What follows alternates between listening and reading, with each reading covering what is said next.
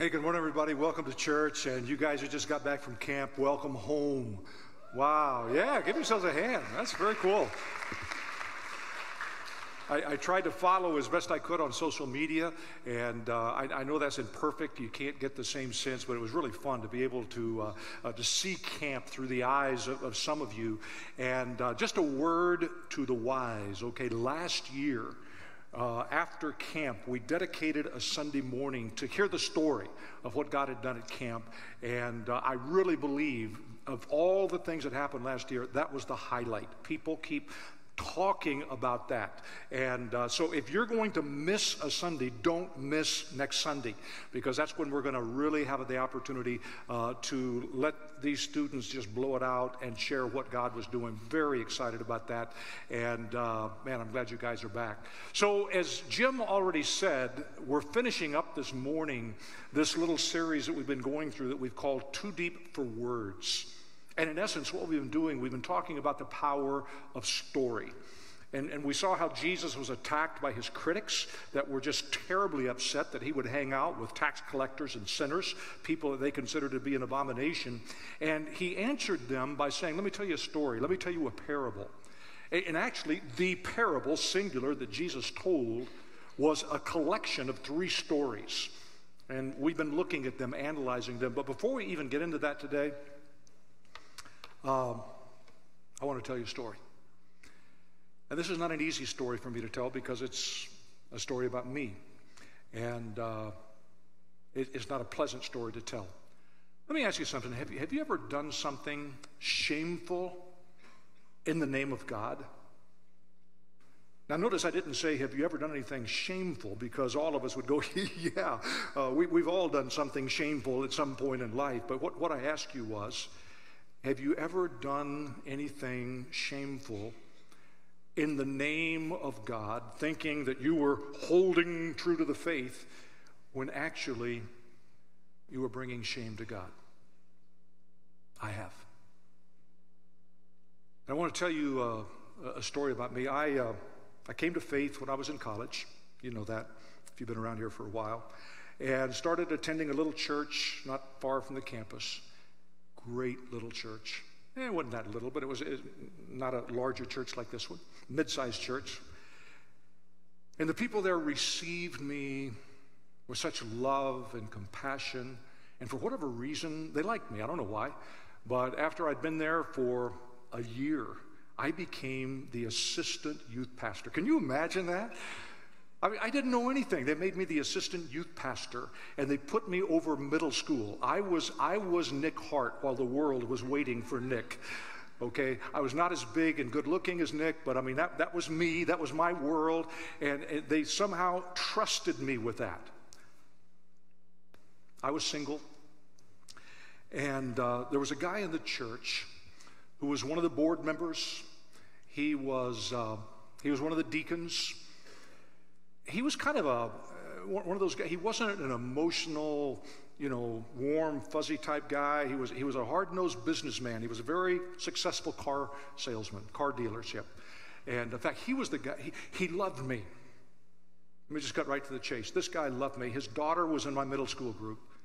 And he saw the things that God was somehow doing in his daughter's life in spite of me.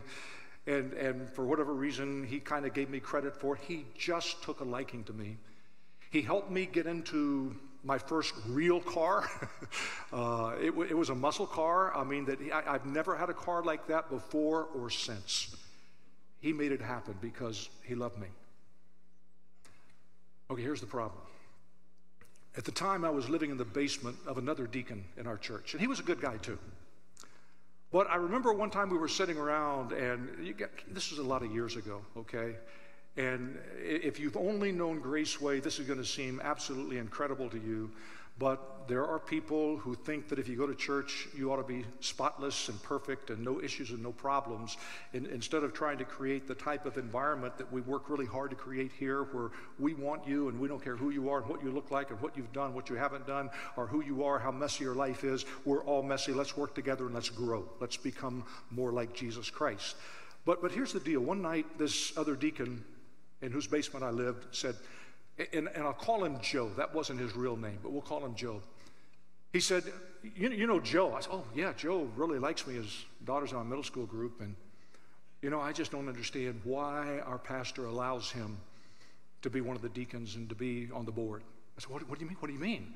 I was crushed. He said, Joe smokes. And I'm thinking, like, weed or what? No, it wasn't even that. He smoked. Now, I want you to understand, not everybody in our little church believed that was as big of an issue as this particular deacon. He was just like, well, I just don't understand how he could be a spiritual leader and just not able to overcome that part of his life. How come he doesn't have enough faith? And I'm young, I'm impressionable, and I'm like, yeah, I just want to believe the Bible, man. Yeah. Now, let me put you at ease if you smoke, okay? This is not judgmental toward you. I just want you to understand, as it was famously said some years ago, smoking will not send you to hell. It may make you smell like you've been there, but it will not send you to hell. So this is not a pro-smoking speech or anything like that. I think it's a nasty habit, and if you've got it, I'm sorry about that. I have a tendency to eat too much. You tracking with me? We've all got our issues. But I was so young and dumb and naive. Here's what I did. I was so wrong. I judged him. I listened to gossip. I repeated the gossip. I was ungrateful to this man who loved me so, and I was blind to see how my immaturity revealed that I was not as close to God as I thought I was. Now again, if this is the only church that you've known, and we're not perfect at this by a long shot, but we work really hard to create the type of environment that I just talked to you about, where whoever you are, we want you. And we want to grow together. We want to learn from each other. And if you want to know why I don't have a lot of patience with legalism and gossip and self-righteous religious people, it's because of me. It's because I was like that at a point in my life. And I don't want to go there again. And so we work really hard for that. Years later, when I had grown up a little bit, and by the way, can I tell you the rest of the story? That's why I'm here. Cheryl and I got married shortly after that, and just a few months after we got married, I got a call from this church, said, hey, I want you to come and be our youth pastor. Let me tell you my attitude. Like, yes! I want to go to a church that believes the Bible and get out of this compromising situation where they allow deacons to smoke. Now, of course, after I've been here about a week or two, I found out this was not paradise either. Because there's people here. But I was so immature. And by the time I figured out that I had so wronged this man, and I wanted to go back and I wanted to make things right. As far as I know, he never knew what I said about him. He never knew the gossip that I spread about him, the judgmental attitude that I had about him. And all he did was just love me. But you see, when I finally figured it out and I wanted to go back and make it right, one day he had a heart attack and he died just like that. I never had a chance to go back and make it right. And here's the worst thing. Even though Joe never knew what I said, never knew what I judged, never understood any of that, my Heavenly Father did. And I brought shame to him. And that's what hurts me even more. And that's why I don't want to be that person again. So I want to tell you a story, because that's really the story that Jesus is telling here, and I want you to see it, okay? Let's figure it out. Luke chapter 15. You know the first part of the story. We saw the lost sheep, and then we saw the lost coin, and now the story about the lost son. And the lost son, you know, he asked for his inheritance early, broke his dad's heart, shamed his dad publicly. So he goes off to this far country, spends all that his dad had given to him, and comes home. He has this speech prepared, and you know the story that we've looked at the last couple of weeks. Before this young man could even open his mouth and give this prepared speech, his father reaches out and embraces him in love. Just unbelievable. Now, verse 25. Now his elder son was in the field, and as he came and drew near to the house, he heard music and dancing. And he called one of the servants and asked what these things meant. What's going on here? Now remember, this is a small village, 200 to 400 people probably. What's going on? And he said unto him, your brother is come, and your father has killed the fatted calf, because he has received him safe and sound. And he was angry. What? Yeah, he was angry. And would not go in. Huge insult. Therefore came his father out and entreated, begged him. And he answering said to his father, hey, these many years do I serve you, neither transgressed I at any time your commandment, and yet you never gave me so much as a small goat, a kid, that I might make merry with my friends. But as soon as this your son was come, which has devoured your living with harlots, and you have killed for him the fatted calf. And he said unto him, son, you're ever with me, and all that I have is yours. It was necessary that we should make merry and be glad, for this your brother was dead and is alive again, and was lost and is found. You think there's a little attitude going on here? The older brother is mad. And so this morning, we're not talking about the lost son that was found. We're talking about the found son that was lost. We're talking about the son that never left home, but yet was never really there. And guys, please understand, and we've said this repeatedly, let me remind you, this story that Jesus is telling here is not about who goes to heaven or not. This is a story about relationship. That's what this is about. And this is Jesus' answer to his critics that he's hanging out and eating, above all things, horrible in that culture, with sinners and tax collectors. Because, you see, these religious guys were like me. They were like I was when I was young and immature.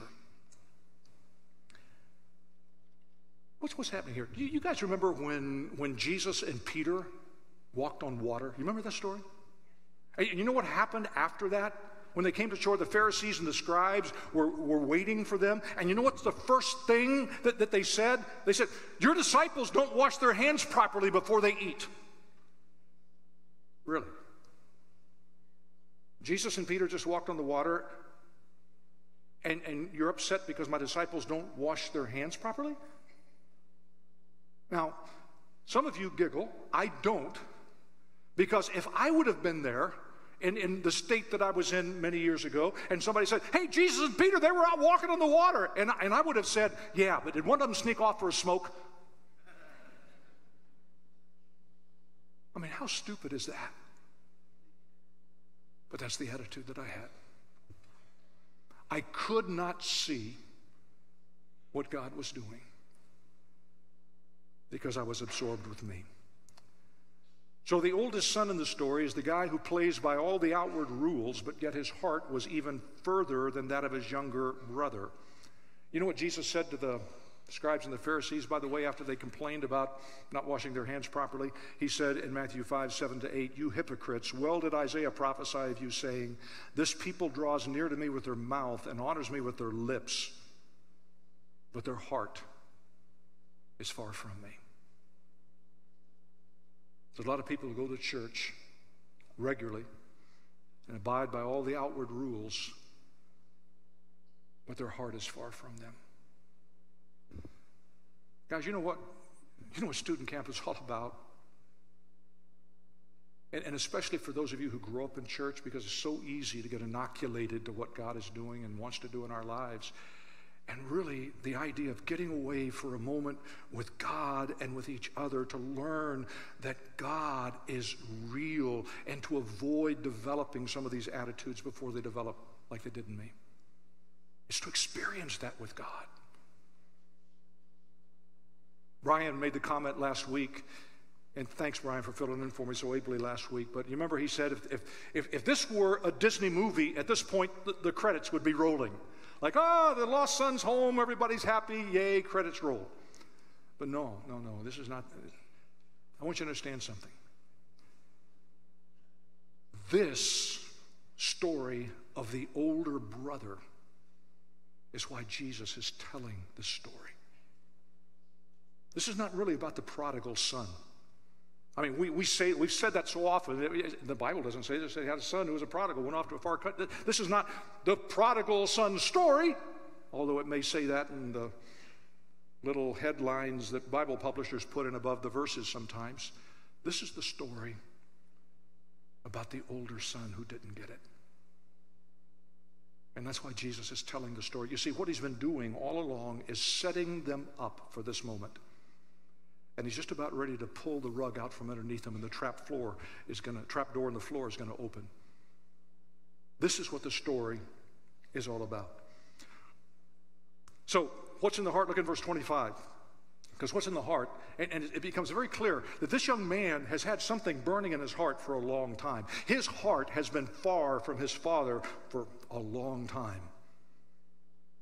Verse 25 now, his elder son was in the field, and as he came and drew near to the house, he heard music and dancing. So the scene opens. The oldest brother, he's coming in from working in the fields, and as he gets close to the village, he hears this noise. Now, if you know anything at all about Jewish music, and especially in the first century, it predominated with flutes, mandolins, and drums. Lots of drums, loud drums. Drums that you could hear a long way off. So he's coming in from the field. He's like, those are drums. What's going on? And as he gets closer and closer to the village, he begins to make out the voices and the laughter and the dancing and the music and all the others. He realizes, man, there's a party in full swing, and I don't even know what's going on. I mean, this is a big deal.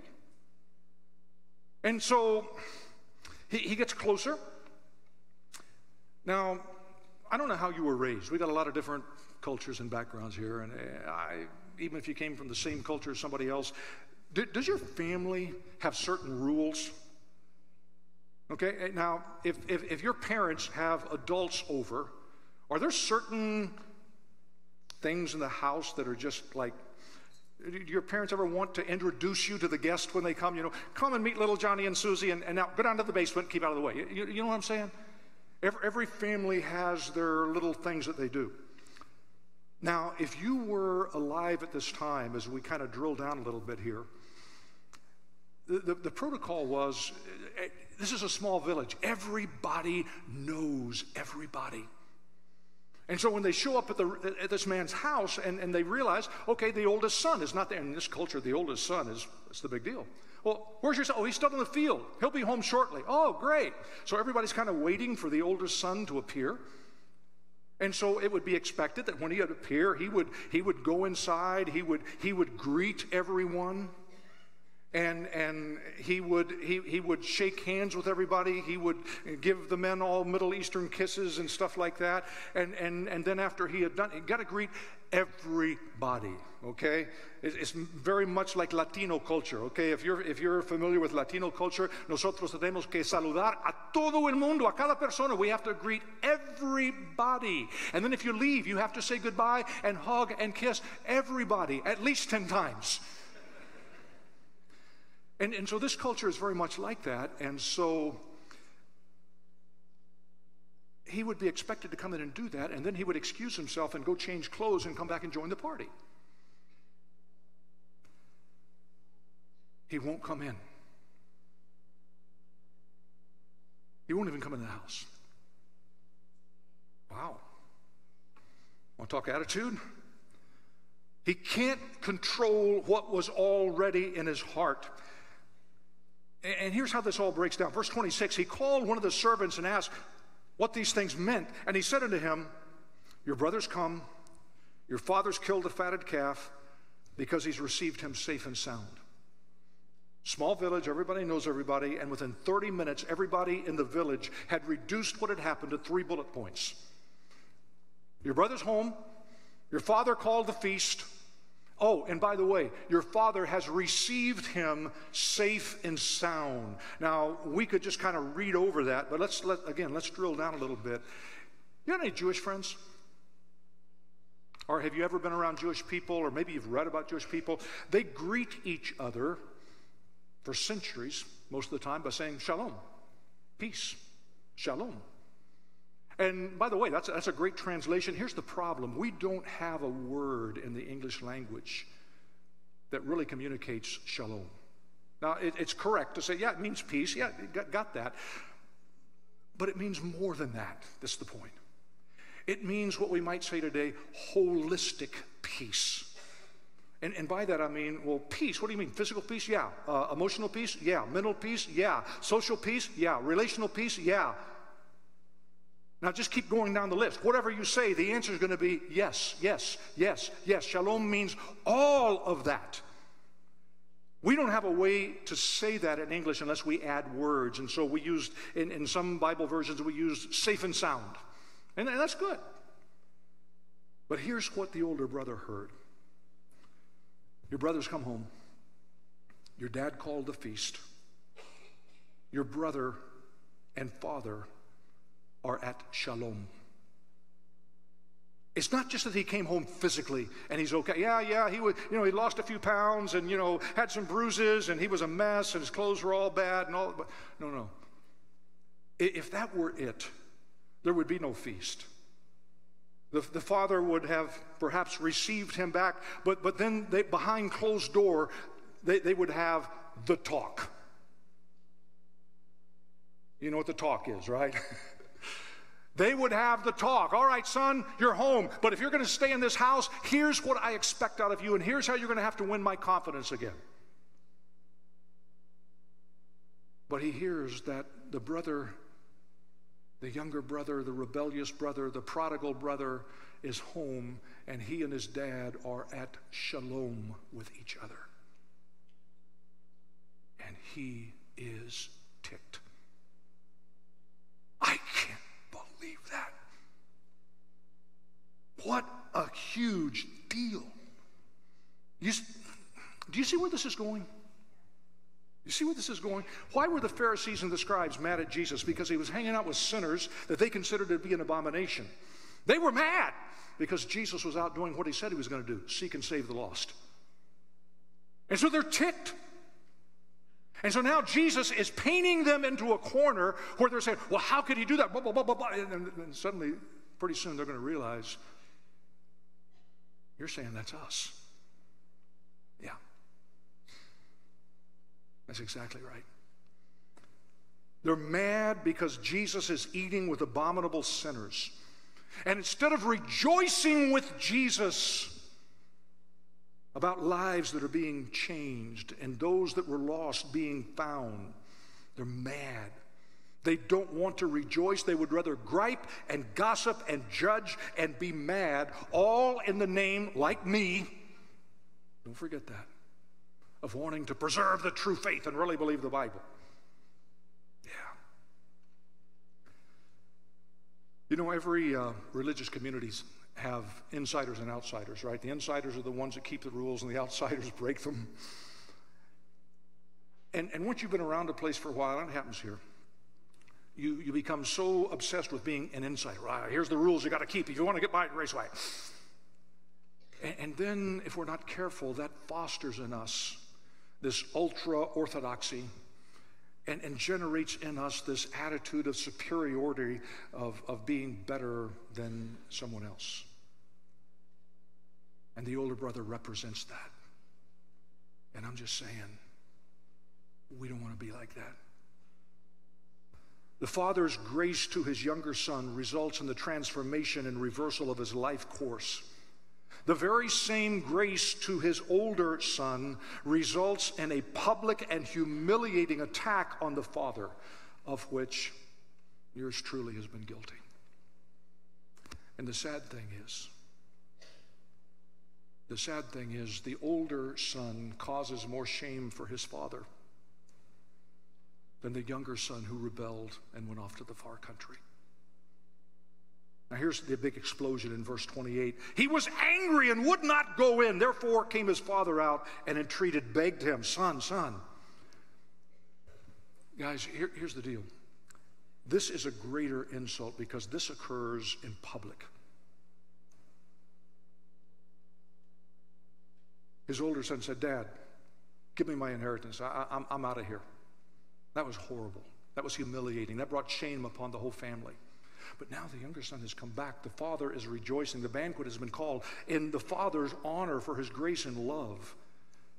And his oldest son publicly is refusing to go inside. Nobody can believe it. Nobody can believe it. So you invited somebody over to the house. Hey, I want you to meet my kid. They're just back from student camp at Graceway. And the kid's, no, not coming out. I don't want to meet any of your friends. Really?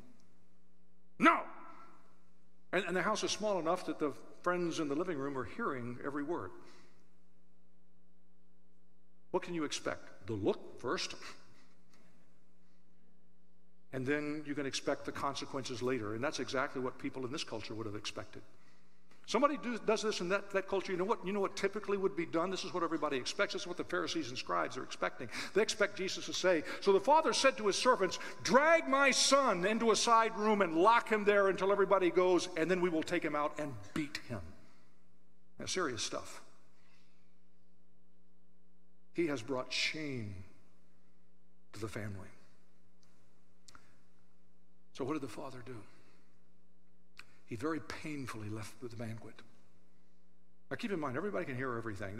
Remember the village life, as I described it, where you could borrow sugar from your neighbor across the street and never leave your house? I mean, everything is just so close together. It's not like, let's go out by the pool and let's walk in the woods. No, there's none of that. It's all right there, and everybody hears everything that is said. So for the second time in the same day, the father becomes the suffering servant. He first went to his rebellious son who had wasted his inheritance and embraces him and makes him to be at shalom with him and the family in the village. And now, for the second time in a day, he goes after the son who had never left home, but yet his heart was a million miles away.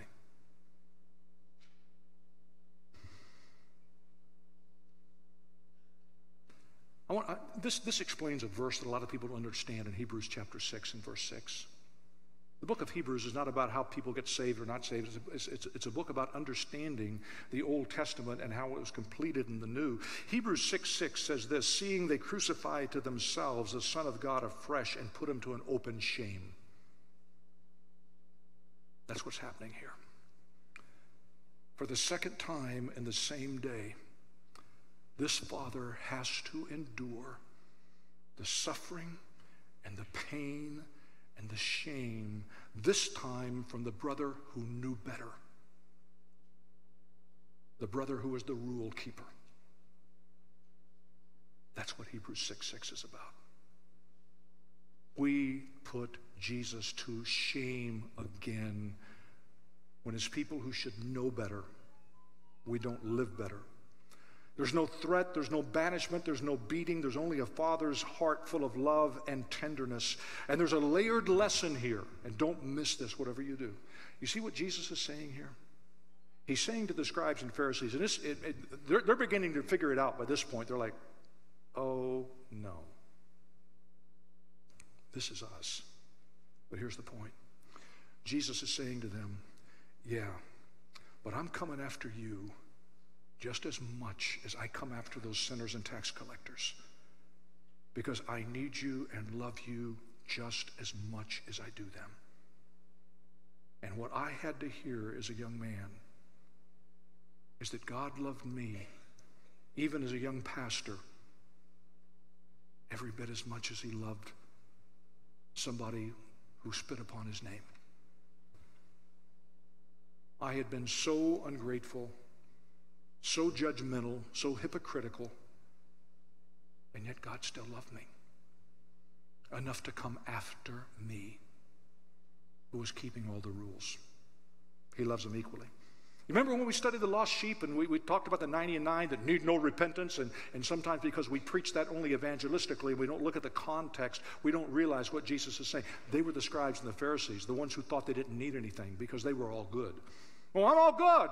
I show up at church every Sunday. I'm good. I give. I use PushPay now. I'm really special.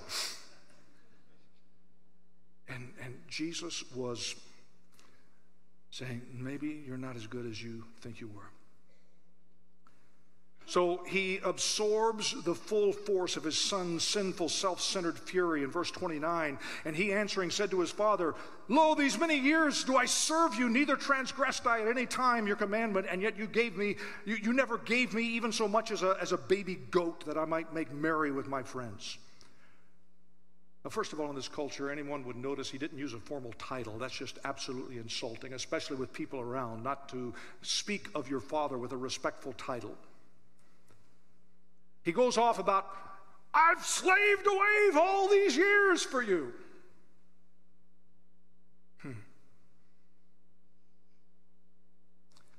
Can I tell you something? If this father wanted a slave, he would never put himself through the shame and the pain and the humiliation that he did. He doesn't want you as a slave either. Now, Paul said, I am a love slave to Jesus because he was so overcome with his love, and we ought to feel the same way. But it's not that God wants slaves. You remember what we learned about the lost coin? Did the lost coin lose its value because it was lost? No, it was just lost. It was still valuable. That's why she looked for it. When I hear people who know Jesus talk about, oh, I'm just such a mess, and I'm just, whoa. If you were as worthless as you say you are, I want you to understand something. Jesus would never have endured what he did if you weren't worth it. You need to understand that. You are of worth to God. And even if you find yourself in the role of the older brother, you're still worth it. You know what? It's so stupid anyway. I've slaved away for you all these years. Remember back in verse 12 when the younger son said, hey, divide to me the inheritance so I can get out of here? And it says in verse 12, he divided unto them the inheritance, both of them. He had to do that because we're talking about land and property, houses. Now, by law at this time, the old man could live off of the profits of the estate as long as he was alive, but technically, the title then passed to the two sons. The younger son cashed out, liquidated what he received, and the older brother remained with the rest of the estate. So, dude, if you are slaving away, you're slaving away for yourself because it belongs to you. Wake up. Wow. And then he says, I've never disobeyed a single commandment of yours, as he is publicly shaming his father. How blind is that? Oh, I've always been obedient. I've always been the good son. He says, as he is publicly hurting and shaming and destroying his father in the face of all of the people in the village. We can be really blind, can't we? Wow. You never even gave me a young goat. And here you've killed the fatted calf for this son of yours. He can't even call him his brother. Your son. Things get serious at that time. You speak like that around your house? Mom, Dad, your child. Now really, is between husbands and wife, that really is, your child. Whoa. We've escalated, right? So you can understand the emotions that he's feeling here, all right? You never even gave me a young goat. Yeah, years ago, and as long as I've been here, we've been about making disciples of Jesus Christ, teaching people the Bible, and then, as God gives us opportunity, making a difference in this world for the kingdom of God. And so sometimes I hear, I've been halfway around the world, flying coach for 15 hours to go and talk to a couple of hundred pastors about making disciples, and somebody says, well, you just don't love us anymore because you're just traveling all around the world. Yeah, and that's what we said we were going to do years ago, and it's happening. And we're making a difference. It's happening. And then the real truth comes out in verse 29 when he says, well, you never even gave me a young goat that I might make merry, party with my friends. Oh, now it really comes out because it really is all about you. Oh, I see. And this father listens as his son's anger continues to reveal the bankruptcy of his character. In verse 30, he said, but as soon as this your son was come, who's devoured your living with harlots, you've killed for him the fatted calf. Whoa, whoa, whoa, whoa, whoa. Your son? Let me remind you, he's your brother. Wasted his money with prostitutes? You don't know that. Remember how I told you that earlier? What it says is that he wasted his substance with extravagant living, riotous living, extravagant living. He lived high on the hog. He lived the high life. Maybe he spent some of it on prostitutes. We don't know. We're not told that. And the reason that his older brother doesn't have a clue as to what really happened is because if he really knew what his brother was doing, he would have mentioned it. You remember the story? His brother got so low, he took a job on a hog farm as a Jew. It doesn't get any lower than that. And if his older brother really knew what was going on, that would have been the first thing out of his mouth. He's just mad. So he's spreading gossip. He's telling things that are baseless. And not only that, he said, you killed for him the fatted calf. No, the guest of honor is the father, not the prodigal. It's all about celebrating his love. You've heard that the last couple of weeks. And so how does the father respond? His son offered no title of respect to his father, but his father replied and used a very special word. Dr. Luke records it. The word son appears 8 times in this passage.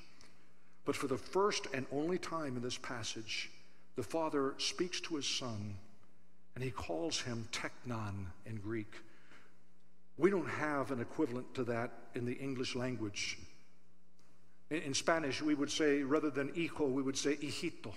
It's a way of endearment. I don't know, maybe there is a way to say that in English, and I just don't know English that well. But he uses a term that expresses this intimate love and tenderness, when any other father would have had him dragged off and locked up to beat him later. Unimaginable. He says, son, I want you to know your rights are intact. All that is mine is yours.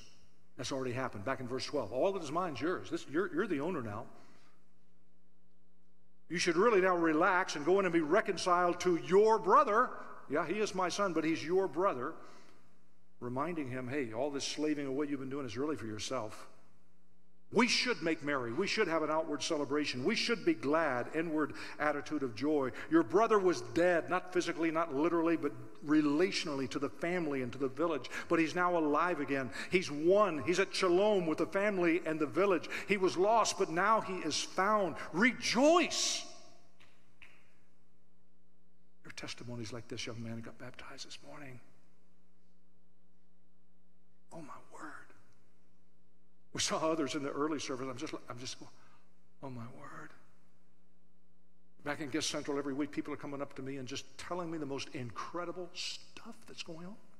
Back in April, I said, hey, give us 7 weeks. We want to talk to you about the Bible, okay? Give us 7 weeks, it'll change your life. A young lady came up to me a little bit earlier today, said, hey, I was here that first Sunday in April. I haven't missed since. My life is different. She began to tell me all the stuff that God is doing in her life. Somebody told me the same story last week.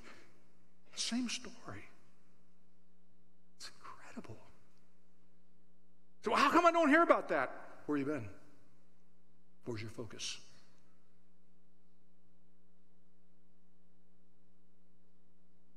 Here's what Jesus is saying to these religious leaders. Let me paraphrase it, okay? You guys accuse me of welcoming and eating with sinners, and you know what? You're absolutely right. I do that. And I do it openly and in broad daylight, and it's worse than that because I seek them out. I seek out the people who are messy and the people who are broken and the people who are hurting and the people who can't help themselves. You're absolutely right. I seek them out. And I will use any means possible to convince them to come in and eat with me. The father's actions in this story, that's me. The older brother, guys, that's you. That's you. Costly love is offered to the prodigal. But even more costly love is offered to you, says Jesus, who just in a short time later is going to be crucified. They're going to deliver him to be crucified. And he gladly and openly lays down his life, even for the people who don't get it. And so the bottom line, what he's telling them is this: understand something. If I can't sit down and eat with messy people, then I can't and will not sit down and eat with you. Which explains Revelation 3:20 with Jesus on the outside of the church in Ephesus, knocking at the door of the church, not of the heart of the sinner, at the church. Say, open the door. I want to come in and fellowship with you. I want to eat around the table with you. And then you know what happens? This is so weird. The parable ends. It's over. You remember, as we've gone through Luke, sometimes I've showed some poetic diagrams and how you can really understand what's going on. And so far, it's following just the traditional form of poetry and whatnot. And everybody's expecting, like, okay, so what does the brother do? Oh, it's over. Well, what are the story ends. You ever sat through a movie like that or a TV show, and it comes up to the very end, they're rolling the credits, and you're going, what happened? What happened? And you feel cheated, and you feel like, well, so is there a sequel coming out, or do I watch next week? And it's just over. And what's happening here is this. Very intentionally, Jesus is saying, how does the story end? It's up to you. It's up to you. You decide. Jesus was far ahead of technology where you can, get on Netflix or, whatever, and, rent a movie where you can pick, or create your own ending if you don't like the one that they did.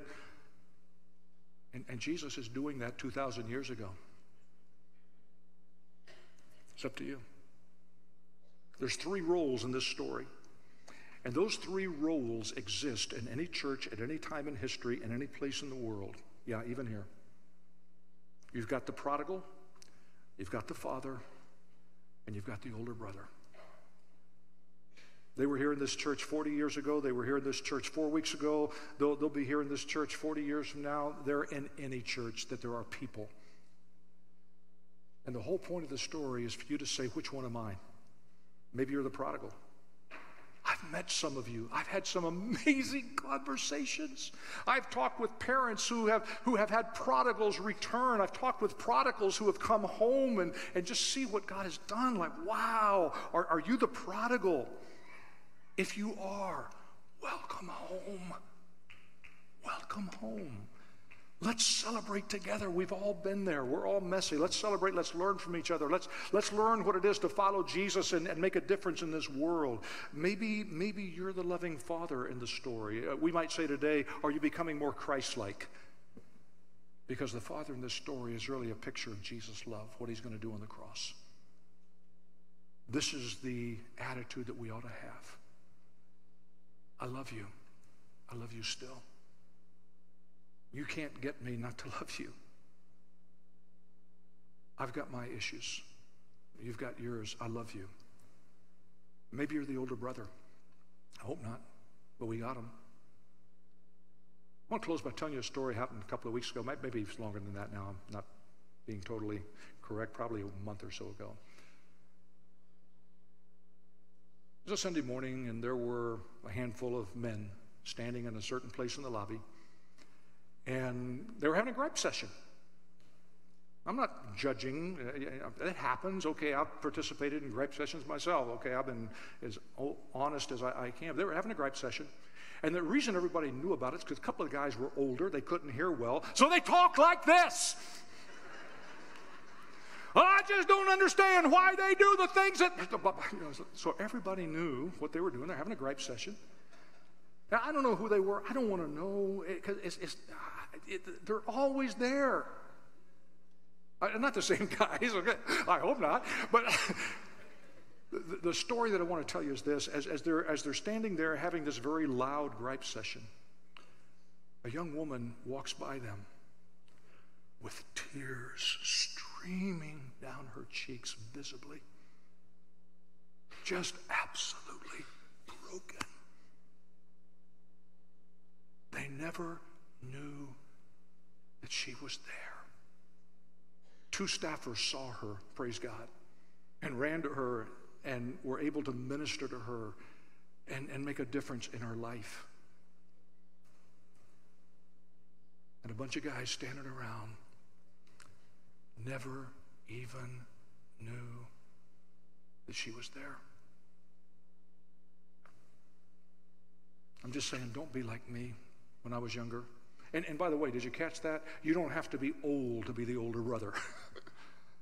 I was the older brother when I was a brand new follower of Jesus because I got sucked into gossip and criticism and yada, yada, yada. Don't be like that. At Graceway, we want to connect with messy people. And if your life is messy like mine, welcome. We'll pray together and grow together to be less messy as the days go by and learn how to be more like the loving Father that is able to do amazing things. We're about making disciples of Jesus Christ. How do we do that? We teach people the Bible.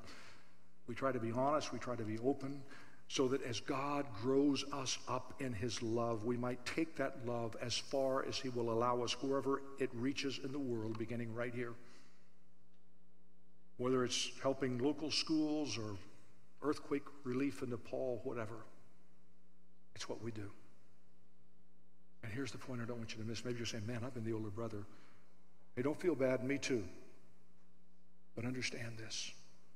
All you need to do is let God find you, put you on his shoulders, and bring you home. You say, well, I never went anywhere physically. But maybe your heart's been far away. Let him bring you home. That's the point of the story.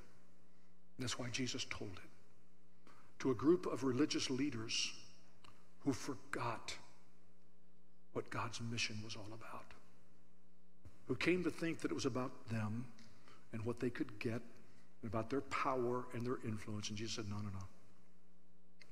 It's not about that at all. Jim's going to come in a minute. He's going to talk about, maybe you're here today and you say, man, how do I connect? I'd love to talk about that in just a second. But right now we're going to pray. God, thank you for your grace to me, for loving me in spite of my own immaturity, judgmental attitudes. God, thank you that you came to me when I was the older brother, and you put me on your shoulders and brought me back before I got locked into a cold, calloused attitude. Lord, if there's an older brother here today or sister, bring them back.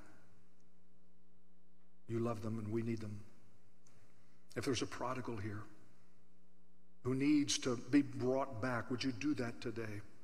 And those that have come, God, we just rejoice in that. We celebrate that. Show us all how to be more like the perfect love that you are. In Jesus' name. Amen. This is a fantastic day.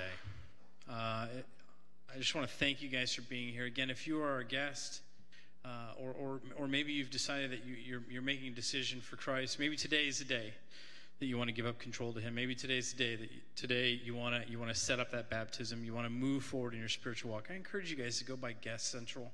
We'd love a chance to get to meet you. Jeff will be there. A few of the people from the band will be there. We'd love an opportunity to get to know you, find out what brought you here. Also, just to the right when you walk out of here, Connections Room is today is our first step class. If you'd like to find out how you can be a part of what God is doing at Graceway, I encourage you guys to come join us. I love the phrase that Jeff used, that we love messy people. I love that. I'm pretty messy. How about you guys? All right, so here's your assignment this week. Go find somebody messy and show them that God loves them. All right? You guys have a great week.